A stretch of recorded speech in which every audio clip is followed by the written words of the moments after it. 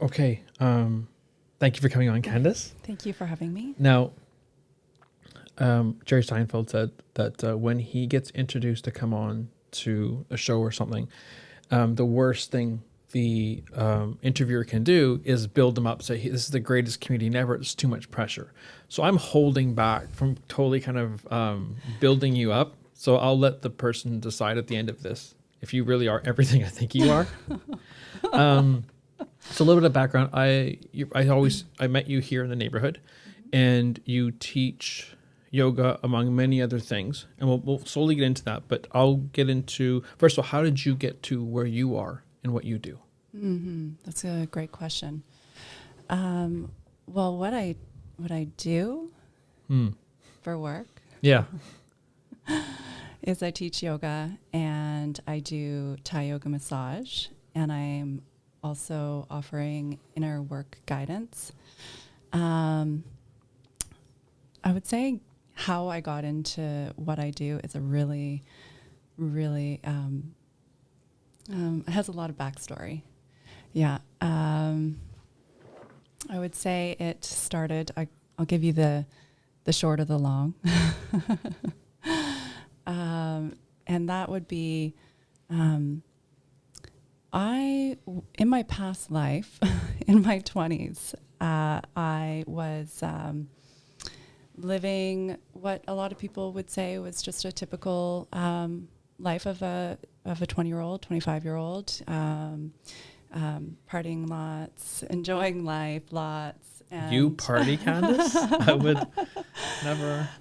And that really, and I was living in Whistler, and I was snowboarding, and there were a lot of really fun, enjoyable times. But I also realized that there was also a lot of suffering, a lot of, I would at that point have called it depression, a lot of sadness, a lot of conflict within myself, within what I was doing, where I was at, and it was amplified by the lifestyle that I was living. And it wasn't until I ended a really significant relationship, and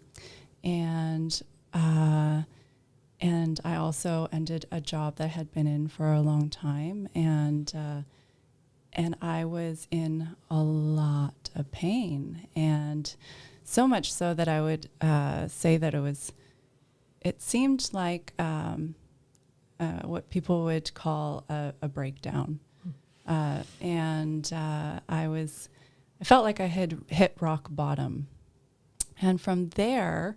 I remember this one very significant point where I had been crying for days, that kind of like, what do I do now? Where do I go? Who am I? What is this life about? And this just a lot of inner struggle. And I remember I was staying at a friend's, and I was going outside for a cigarette. Candise. And my face, I just felt like my face was soaked in tears. And, felt like probably I hadn't showered in a couple days. It really did feel like that rock bottom. And I remember going out, and I was living in Whistler, very, very beautiful place. And I was sitting on her doorstep, and the sun was shining in through the trees, hitting this mossy rock, and it just the sparkle on the moss where the water is sitting on top and the light's hitting, and that sparkle really caught my eye. And I was looking at these little mushrooms, and I thought, and this was just me gazing at nature in its purest form. And I just, in that moment, knew that there was something more, that life was more than suffering and hardships, and that there was a lot of beauty out there. And so my next steps after that, which were months of taking time for myself, taking space for myself, was asking the question, how could I live better? How could I do better? Go ahead. Yeah, well, I was just going to say, before we were starting, the theme of this is how to lean in. Yes, that's my method. It's how to lean in. And that's what the listener will get from this. So is that the moment? Yes, where I really felt like I stopped resisting. I don't even know what, but I stopped that resistance melted away, and I leaned into to what I would say love, which is nature, which is purity, which is oneness, which is I can explain more later, but into and I wouldn't have said this at that time, but into the feminine, and so which is the earth, which is not looking at things as parts. It's looking at things as whole and possibility and expansion and nourishment. Were you there prior to getting into your teens and then you went a certain way? Are you going back to who you were? Yes, in a sense. Yeah, absolutely. So I believe that there, within all of us, we have that, that inner child that is innocent, and at one point, we were in that space of possibility. Not everybody remembers it that way, though. A lot of people remember their childhood as suffering, as trauma. And oftentimes, too, the brain only wants to remember the trauma. The ego is saying, you were like this as a child, and then you have moments of feeling these feelings as a teenager, and then as adult, and then all of a sudden, the life is filled with trauma. But we have these glimpses. We have these glimpses of more, of possibility, but they can be fleeting. And so what my method is of leaning in is now as an adult, I can lean in to those glimpses. And the glimpse really is of peace, of happiness, of joy, of presence, beyond actually those fleeting can be fleeting feelings. Is what's underneath is presence. Can we talk about the moment of you realizing the moment of, I call it the moment of surrender, to the point of you being who you are now? What was that journey in between? Because the reason why I go to that, and I was going to talk about this later, is I've worked with you, I've sat down with you, and I've listened to you. And the words you choose and the way you spoke to me and the thoughtful questions you asked, you have got to have gone through a lot of stuff and a lot of understanding, because the questions you asked were questions I had to really ask myself and go really, really deep. Like, you asked questions that I had to go 2, 3, 4 levels down. And when I got there to answer that question, that answered the other 3 that were on top of that. You were really good at that. And I think you're cutting out after that moment. What's that 2, 3 year, 4 year, 5 year growth period to get to this? Yeah, absolutely. So my first step was I was I was very inspired by a nutritionist that I'd seen on like it was like an infomercial, or it was a TV show, and the highlight was this nutritionist, and in that moment when I saw that, I'm like, ooh, that's something I think I'd really love to do. And then so I took the steps. I started to explore that, and through through changing my diet, through exploring possible ways of healing my physical body, opened me to other possibilities, which then I thought, oh, maybe I'd like to start doing yoga. And how I started doing yoga was by simply living where I live in Kitsilano, which is the yoga mecca of the world besides India. It's pretty much called Yogalano. Exactly. And I thought, well, those girls, like on a very, superficial level, that level that I was on at that point was, well, they look really good. I should do that. And then I started to do that. And then I started to hear some of the teachers talk about the philosophy of yoga and about living in a space of loving kindness and talking about awareness and consciousness and all of these different things, different terms that rang true in my heart, but I never really heard anybody talk about. So it felt familiar, and that was the beauty of this practice, which I still continue to practice and share. You made your way to India too, right? Yeah, I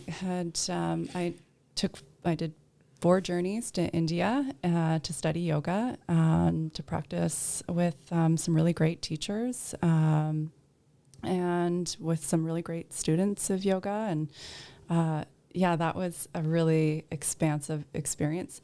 Again, something that I never envisioned in my life, but taking, this is like the leaning in is, I leaned into that, what seemed like a call to study nutrition, to heal my body, because the body felt like it was suffering.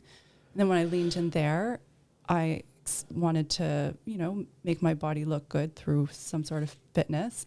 Yoga came up. Ooh, I want to do yoga. And the mind is saying, oh, you want to do yoga because you want to look like those yogis. But on the deeper level, because that's just one side, that's one story. What I believe, my intuition was, growing stronger, and it was leading me in a way where yoga seemed, like the right path. It felt like the right path. And yes, it led me to India and led me to connecting with some really significant teachers in my life, which, going back to what you were saying about the growth period and how I was able to dive into those questions with you, is because I dove into it for myself. I dove into those questions for myself. I sat with myself in silence for many hours, many hours, many times. Yeah. And it's a lot of the time I face challenges, but leaning in then came with a new territory, because I wasn't just leaning into these kind of ideas.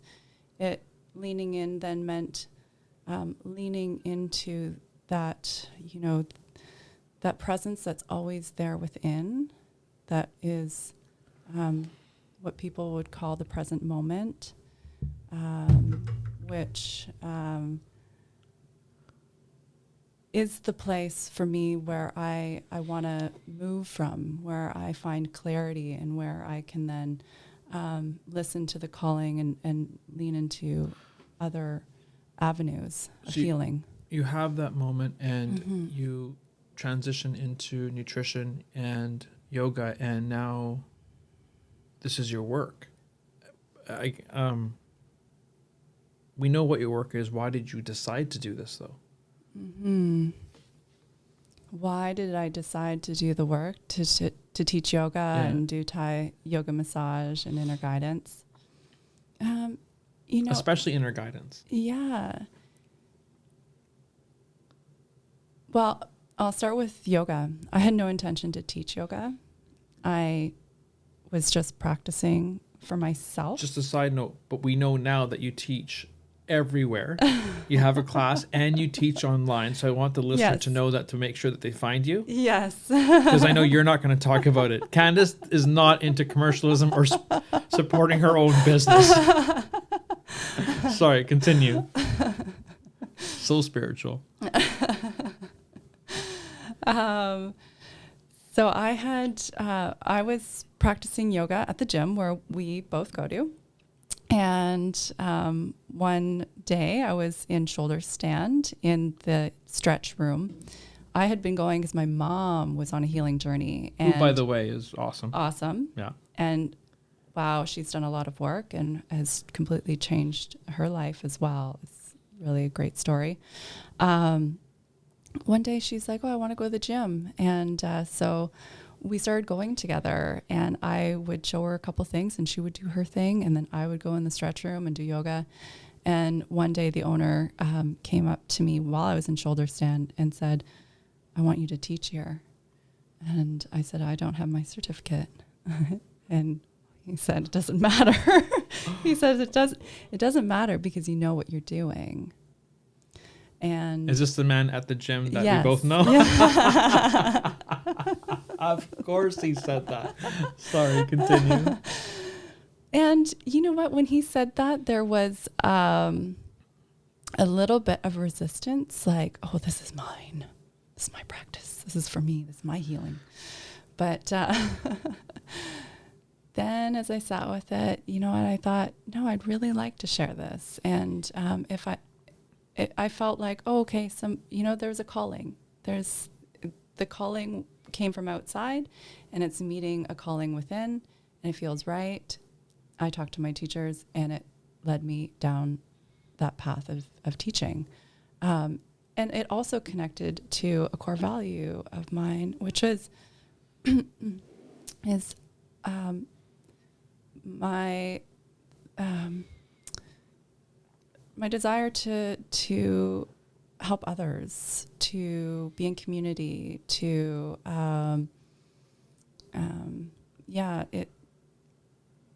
to reach outside myself and to do better for the world. That's a question that came stronger and stronger, more and more, kind of unfolded throughout the journey too. Is how can I do better? You believe this work is important. I really do. Yeah, absolutely. And now it's like, yoga to some is physical exercise, which it is. But ultimately, like, everything that I do now is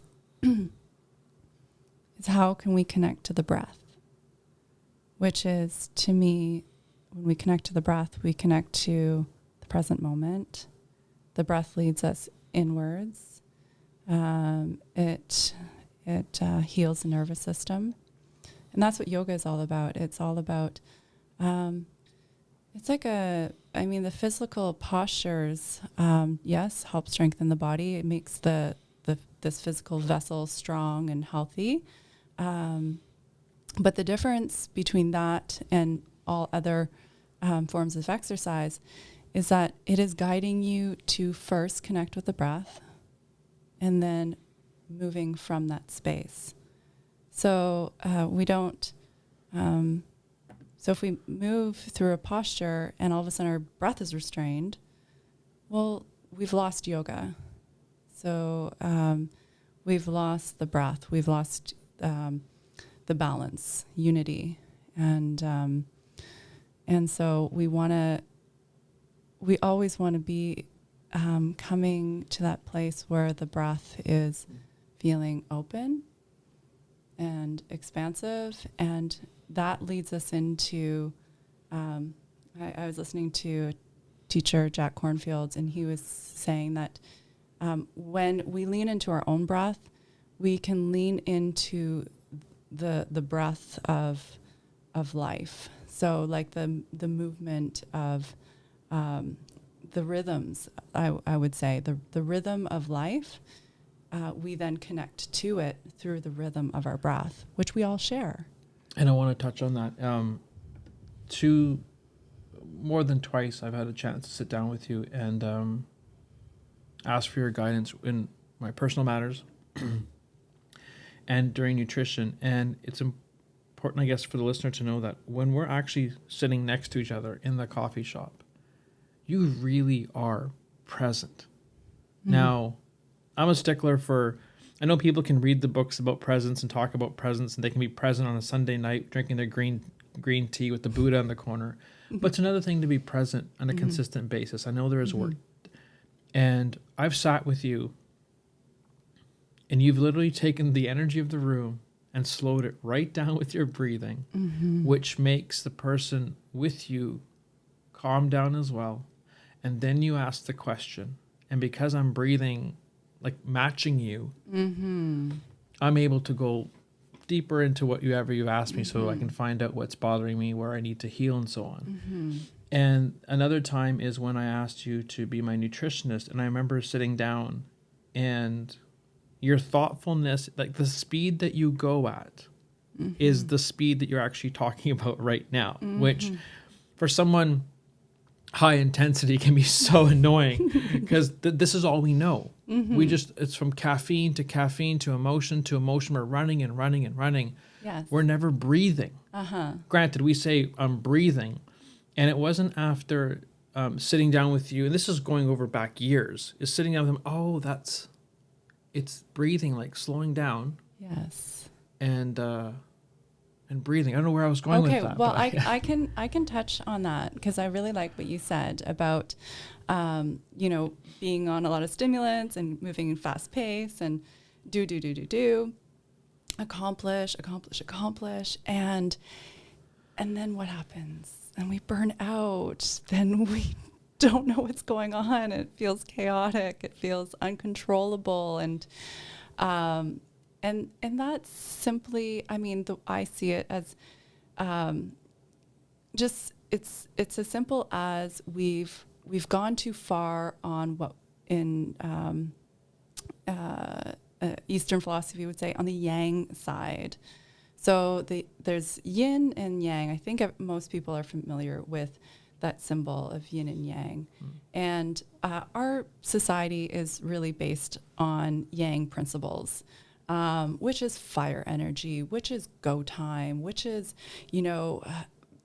all these epic sports and moving fast and hustle hard, get up at 4, keep going. How many things can you accomplish in a day? And when you haven't accomplished those, you better do it tomorrow, and it's like this lifestyle of never feeling like you've accomplished enough, where when we can integrate the yin side of life, the other side, which is one side, because they're dancing together. They're working together always. They're not really opposing sides. They're one. That's that oneness force within. But we don't let that other side. But we don't lean into that other side. Look at that. So I, for my practices, which I call my practices yoga and massage and tea. These are all things. Tea? Yeah, I sit for tea meditation. Right, that's right. Okay. Yeah. So I do these things to ensure that I am meeting that yin side, the slowing down, the inner work, the being calm, being in the moment. There's this saying, I hope I get it right, God grant me the power to change the things I can, yes, and the wisdom to know that the power to change, no, the power to see things as they are, and the power to change the things that I can, and the wisdom to know the things I can't. How I know that is my favorite album by Sinead O'Connor, I Do Not Want What I Haven't Got, starts off with that. Oh, it's the neat. first thing she says. Which is often too, I heard something they recite in Al-Anon. Okay. Yeah. So leads right into this question is, how do we begin our own work? And this is really important, because what tends to happen is, because we're from the world of self-help and so on, and we want to get things done immediately, because in our life it's now. So now we look at our inner work or leaning in, and we're going to say, what's the quick book I can get, which is the 3-step, 5-step thing, and can I do it on a Sunday night? And I've learned through my own work of 4 years of it, it's not. We're so used to, what's the 3-step program, what's the 9-step program, and I've had Gabriel on here who's a psychologist. He even said we're all individual, so no one book is going to tell us how to do it. But we don't want to do the work, Candise. It's kind of like, just give me the 5-step program or the 3-step program and let me just get my end result. And that's what you're dealing with in a sense. So how do we, through your eyes and your experience, how do we begin our work? Ooh, I like that. Well, there's I remember a teacher was sharing about a teacher of his who had a student come to him and said, I want the quickest way to enlightenment. And the teacher said to him, you only need to do one thing. He said, every day, wake up and have a cold shower. And the student said, oh no, I don't want to do that. Can you give me something else?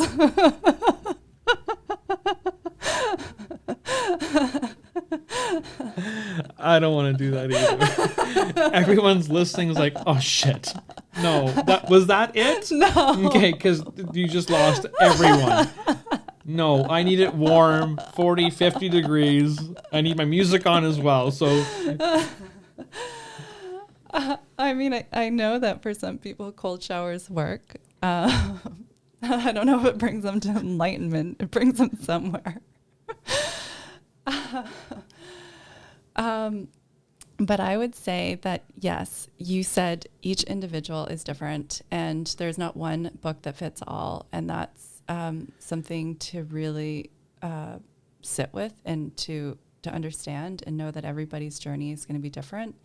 The one thing that I would recommend, which will open the space for these little things to drop in and land in our toolbox, is to sit with with a teacher in either in a yoga class or in a meditation class, or listening to. I mean, I do recommend having a teacher initially. Like in my experience, I've always started with a teacher. And then as my own practice grew, I then, there were times when I didn't have teachers guiding me, and I guided myself. And then I'd go back to a teacher. But I recommend doing a practice. Could be sitting in nature. Nature could be your teacher. You could sit in nature and allow yourself to witness your thoughts, and just allow yourself to find that peace, that silence within. So whatever practice that is, for me, it's yoga, it's meditation, it's sitting for tea, it's sitting in quiet, and allow the mind, you're going to witness the ideas. To witness the mind, potentially, would say yoga is for mind control. it's not to control other people's mind. it's to control your own monkey mind. You want to be able to use it, but you don't want it to use you. It's important that I let the listener know that I am not your agent. I'm just your biggest fan. And a teacher could be you, who teaches yoga when it was summertime. You're actually out in the trees. Yes. At the park. Why don't you tell me a little bit about that? Oh yeah. When the weather is nice here, I do take every opportunity to be outside under the trees teaching yoga. I feel like it's the best place to be. Period. Okay. And then we get to, for me, nature is just a reflection of self, of our most purest form. And so for me, that it's connecting to nature is a way to connect inwards, and vice versa. Connecting inwards connects to nature. I want to ask the question. Sorry, yes. Go on. What are you going to say? I was just going to say, and so over the last couple of years, we've been practicing, outside, down by the water, and under the trees a couple times a week, which has been really nice. I want to ask this question again only because I know if the listeners are anything like me, they're looking for something very specific from you. Oh, okay. So well, right now we're not practicing outside, so I'm practicing on Zoom. Right. No, not that. We can get to that. Yes. Is how can we begin our own work? So what I'm saying specific. is, so what I'm saying is that I'm telling the listener just to contact you. Yeah. Right. And so that what I mean by that is like, what are the actual physical steps for me to actually start? What can I do? From possibly calling you. Yes. Maybe there's a process. Okay, they want to do like a talk therapy thing with you. They want to go through that route. They want to what can they physically do? Yes. Or maybe for themselves. Right. Well, if they were to go through me, I have a website and it has the details of how to get in touch with me. And that could be through Thai Yoga Massage. In Thai Yoga Massage, we're working with the energy lines. So it also offers a place of presence, an opportunity to go inwards. People can connect to me through my yoga classes, either on Zoom or in person. I'll put all the contact information. Yeah. And also for inner work guidance, I offer via Zoom. So that's a really easy, probably the easiest way to get started, is to connect with me via Zoom, and we can then discuss, the plan to get started. And prior to them getting a hold of you, there is that moment, like you said, yes, where you're up in Whistler smoking, which I still can't believe.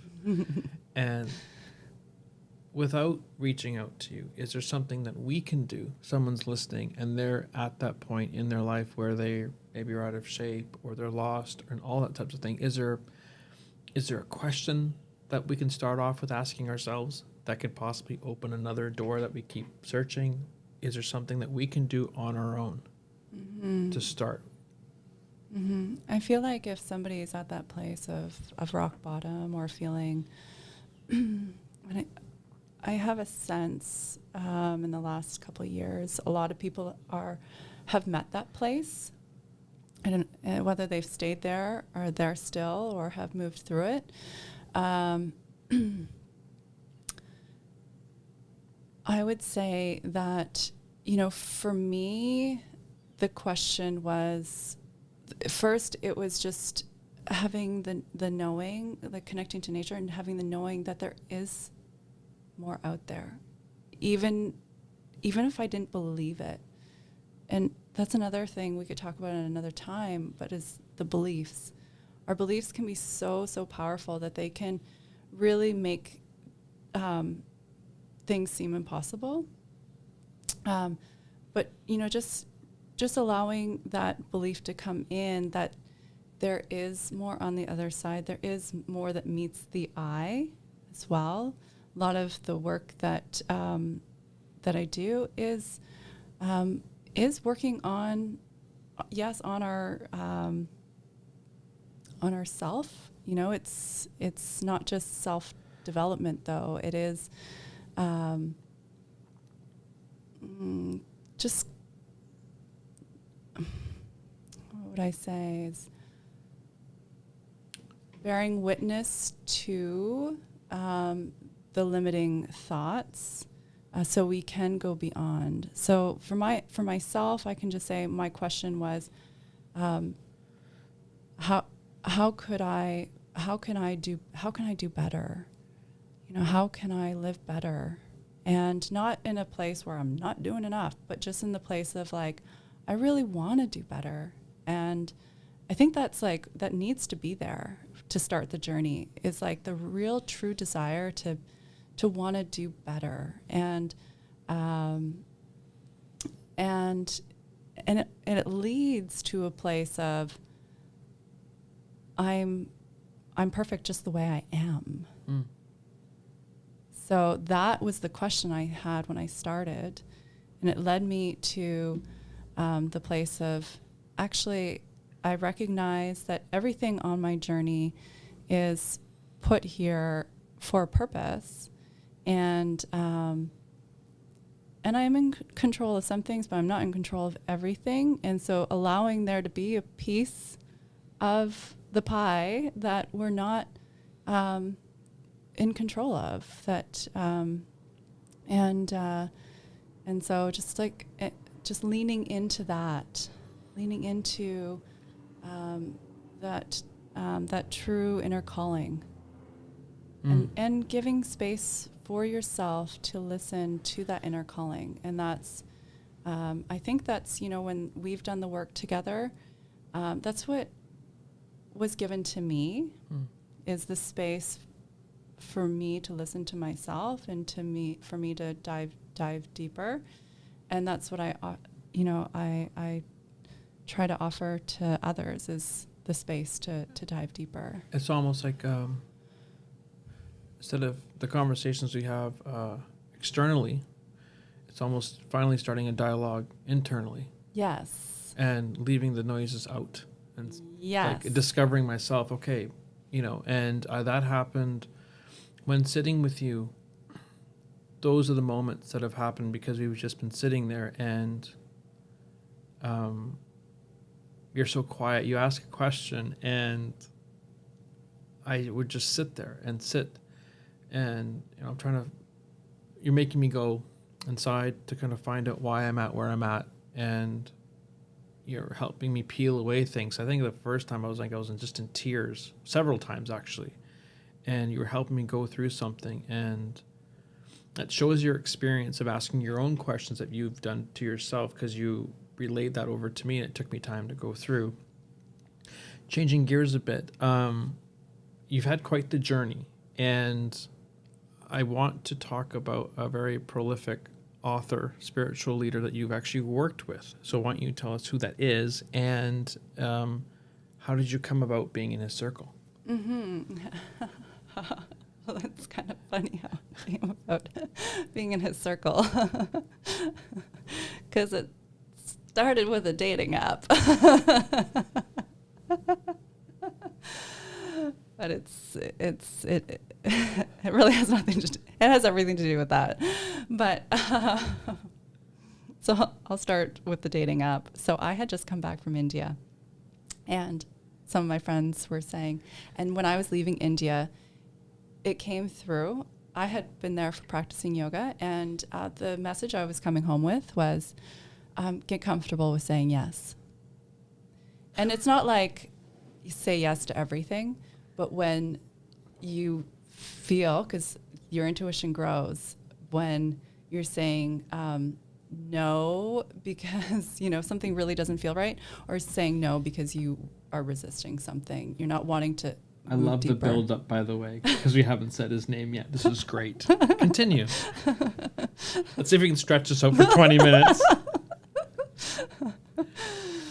So my friend said, you should really get on the dating apps. You know, it's kind of time for you to meet somebody. and I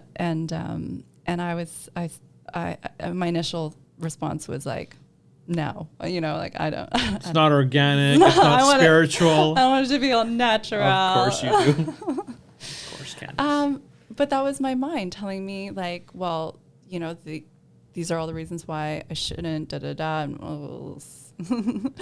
And then, but then I remembered, okay, there's something there. I'm gonna say yes.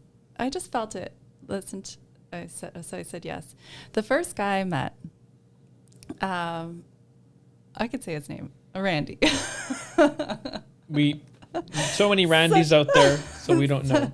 Such a nice guy, but right away, you know, he was like, because he knew I was vegan and he wasn't, and he was like, well, what's gonna happen? And this is like first phone call. What's gonna happen if we go to the bar? What's gonna happen if we want to go out for dinner? Like all these things. And it was actually quite hilarious. We were laughing, like I was crying on the other, like it's just too good. And so we realized it was like, okay, he like talked me out of wanting to date him, but we still met anyways. But in the short of the long, I met him, and then a couple months later, I hadn't seen him for a couple months, and he emails me and he says, or texts me, I'm sitting next to a woman at the coffee shop who is looking for a personal assistant for her dad. And he says, you might know him. He's a famous yogi. And I'm thinking, I don't know any famous yogis in Vancouver. I mean, I know like awesome yogis, but like famous. He said, can I pass on your contact? I said, sure. And then I get an email from an email address, Eckhart Tolle teachings. And I'm like, oh yes, he is a famous yogi. He's the famous yogi. He's the yogi. He's the yogi. Which, a little side note, 4 years earlier, my mom had met him on the street, and she invited him to dinner, and he said, well, he's going to Oprah's that weekend, so he couldn't come. But she said to me, she looked at me and she said, you're going to work for him one day. And it just went over my head. I didn't even think anything of it. I just kind of was like, oh, like whatever, you know. And, oh, Mom. Your mom's your biggest fan. I'm second.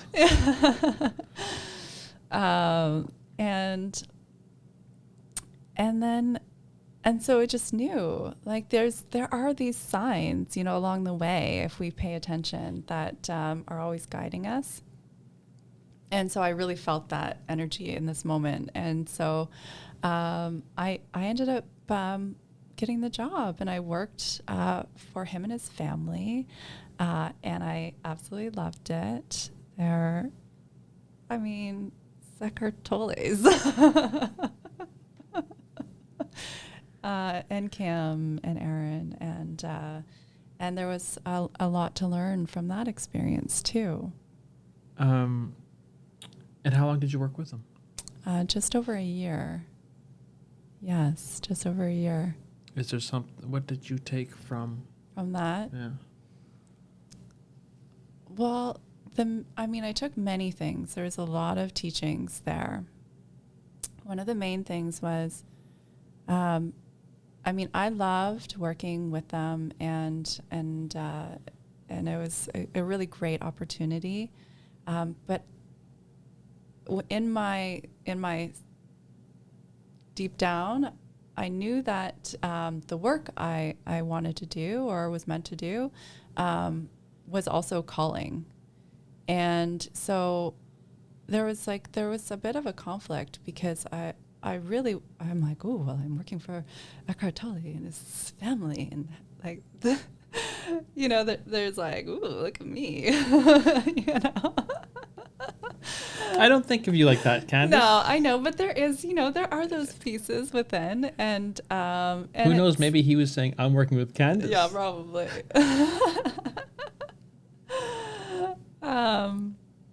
And so, but I had to move beyond that, and which was like honoring then the next step, which was that time gave me clarity to then move into my next work, which was when I started doing Thai yoga massage. There was space created after our work was done together, where I was then asking, oh, what next? And I gave myself space. I went to California. I spent time with a friend. And she said to me, she's like, you know what, I think you'd be really great at massage. And I had thought about that many times. And there were other signs, too, that kind of sparked. And it's like, oh, okay. When she said that, it was like, ooh, now's the time. I want to get in contact. And things just lined up. And that's, I feel like, a way we know we're on the path, in alignment. I'd say in alignment with when things start to line up. And so the teaching for me was, yes, there's times when we want to listen to the self. The mind has a lot of stories to say, lots of reasons why we should be doing things, a lot of beliefs that we should have, a lot of shoulds.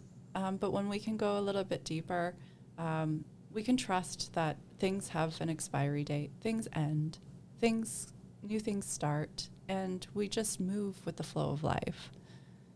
And to be comfortable with that, I think that was a hard one. It's like, oh, I got to be comfortable with this, letting go, comfortable with the letting go.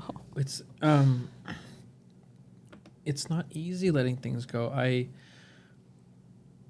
tell a story when I do my talks, or I was talking to a friend a few weeks ago, and we enjoy telling the same stories because we get something out of it. And one of the stories which we get to talk about the same stories over and over again because we get the attention from them, and they could end up being really shitty stories, and they change the vibration inside of us. And I was going to keep this for another podcast one day, and it's supposed to be about you, but I'll just share the story. And there are two types of people. I think I brought this up to you.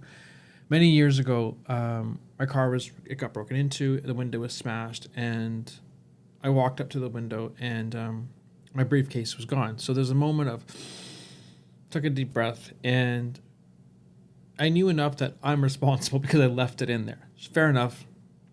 Briefcase is gone. I know I had a presentation on Monday, so I quickly drove to the local Staples there. I was downtown, kind of printed off my thing, so I know I have it ready to go for Monday. I know I sent a message to a friend, can I use your computer on Monday? He asked why. I said, oh, mine has too much stuff on it. I need to use yours. He was cool. So Monday was set. I was going to a party later on that evening, and I went to the party, and I parked a block over because my window was smashed. And I went in, and when I was going in, my friend's like, hey, how's it going? I'm like, how's it going? He's just like, hey, how's your social media stuff going? Because I was just starting at the time. I was like, oh, it's going great. How are you doing? Talked about stuff. And that was around 4 or 5 o'clock, and that went in until midnight. And then it started to rain out. So I grabbed a garbage bag, and on my way out, someone said, oh, where are you taking that? I'm like, I'm just going to put it downstairs for the bottles or whatever. But I was taking it outside to my window. Taped my window up. Next day, sister calls, hey, you want to take out the kids? My niece is out for breakfast. I'm like, yeah, well, we'll take your car. She's like, well, what's wrong with yours? I'm like, oh, my snow tires are in the back, whatever. Later on that day, I called the insurance place. They said, go to the Speedy Auto Glass place. Got my window fixed. So my window was broken at about 3 p.m. on a Saturday. Sunday, by about 2 p.m., it was fixed, and it's done. But there's another scenario that could have taken place, and someone might relate to this. I go up to the car, window is smashed. Oh, so upset. So my first initial reaction would be take a picture of it, post it on Facebook, and a big thing written on there, look what happened to me. Assuming that someone on Facebook is the person who broke into my car and they're going to see that. So I've let everybody know. And now I call the party and I say, hey, I'm going to be late. My window's been smashed. So I'm letting people know ahead of time, I'm going to be there. Even though they haven't asked me, I want to let them know I'm going to be there. My window is smashed. So if anything, that's what you should be thinking about. When I get to the party, I'm trying to park in front so that everyone can see my broken window. Unfortunately, I can't find parking. I'm actually upset that I can't show them my window smashed. Then when I get to the party, I see people and I say, how's it going? I really want them to ask me how I am because I really want to tell them about my broken window. But deeper than telling about the broken window, I go back into the same feelings. And I'm like, my broken window, and I'm angry. I'm telling the story. And after I've let it all out, I really have no interest in how your day is. I'm just looking for the next person to tell that same story again.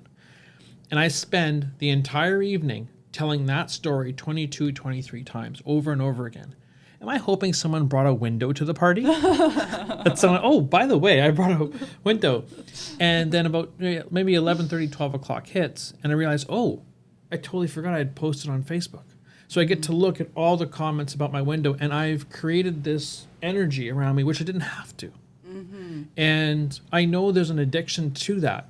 It feels, although it's really bad for our vibration, we love telling that story. And that's one story from one day.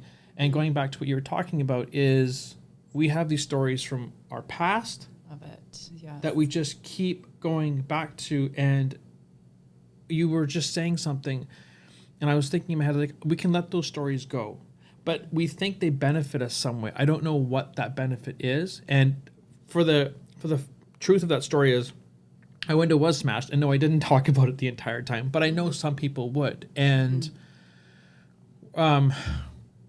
if I was, and at that time it was kind of breathing, but you've kind of taught me more about the whole breathing and being present, is I really understood at that moment that of all the things in my life, this is so not important.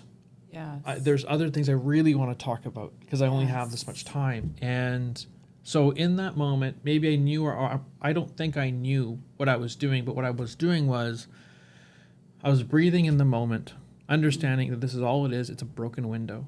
And it will be fixed later. And I have a choice over the next 8 hours to talk about anything that I want. I'm going to talk about the business that I'm growing and talk to my friends and so on. And maybe I'll talk about my business 8-9 times all night. I'm starting something. And I don't know where I was going with this, but the idea of story. Well, what I can really connect to what you're saying because in my meditation this morning, which I'm doing a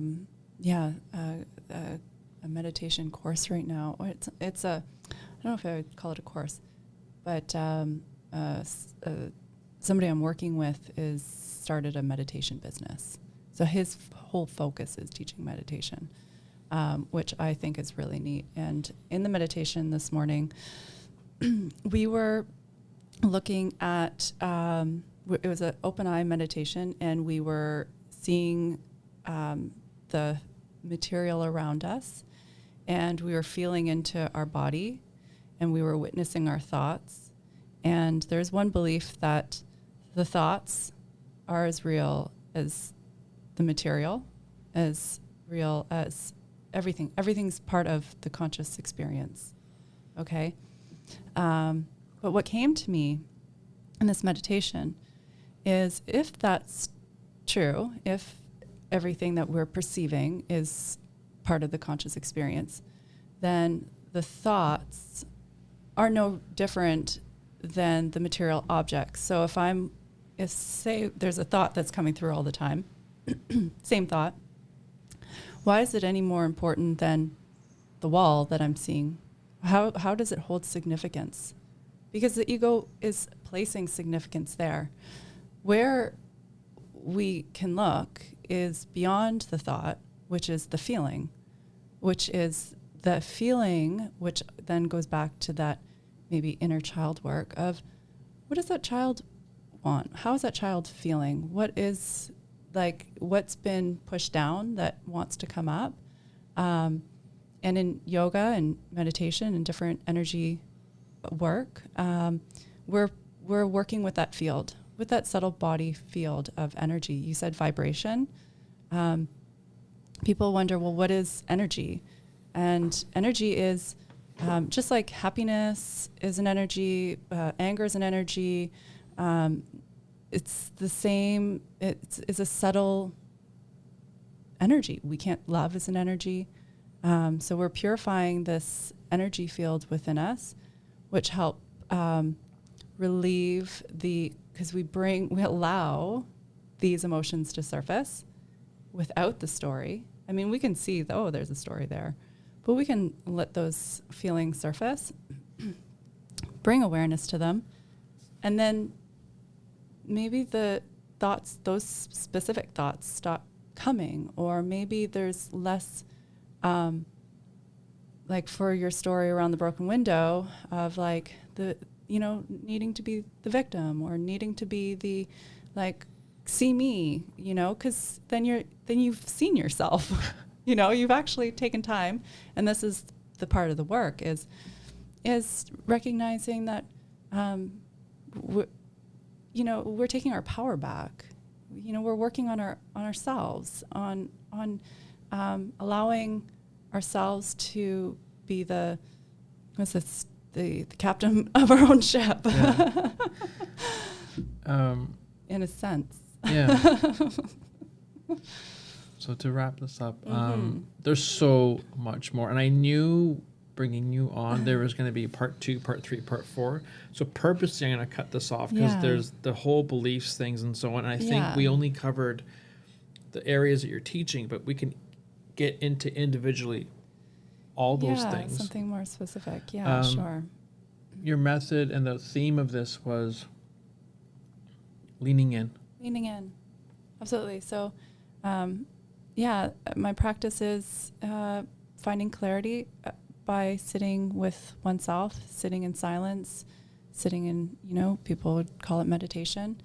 And then when you are in that place where you feel spaciousness, the breath is open, and then things land, things come to you, you can lean into them.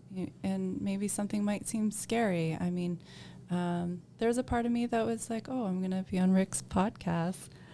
Kind of nervous. Shouldn't be. But then, and then there was the thoughts. Well, maybe I should cancel. Maybe I should postpone. I mean, this is a part, and I can recognize it because it's there, and it's okay. But I still showed up. Well, I was gonna laugh. Is that what happens with our energy? Is that would happen, and if you didn't show up, we would keep meeting each other on the corner like we did like last year. Like just energy just kind of keep showing up. Yeah, absolutely. Candise, thank you so much for coming on. And I'll look forward to doing a part 2 with you. Okay, looking forward to it. Thanks so much, Rick.